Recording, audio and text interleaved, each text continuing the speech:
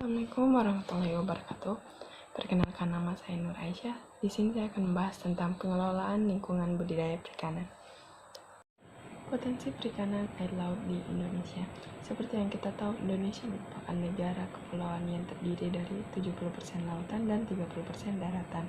Indonesia memiliki potensi kelautan dan kemaritiman yang sangat besar. Selanjutnya adalah jenis-jenis yang dikultivasi. Ada ikan, udang, dan rumput laut. Metode budidaya air tawar.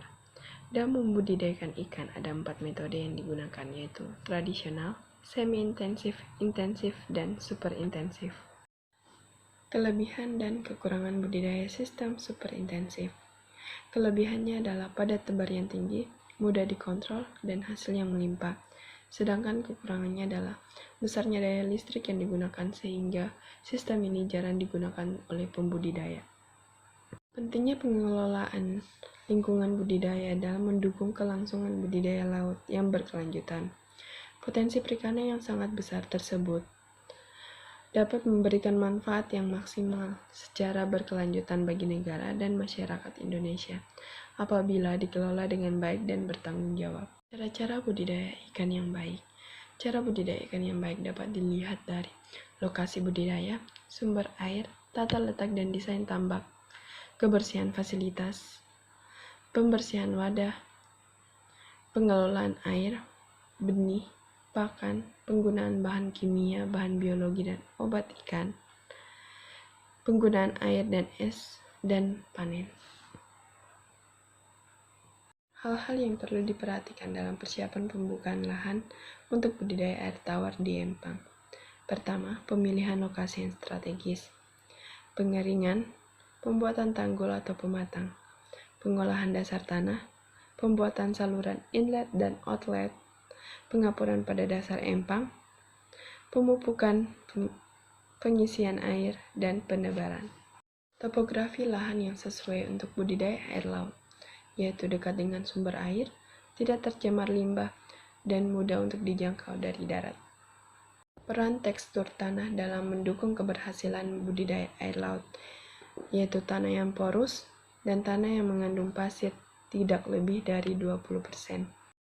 Sumber air, debit air, dan kontinuitas. Sumber air memiliki peran penting untuk meningkatkan debit air dan juga untuk keberlangsungan hidup biota.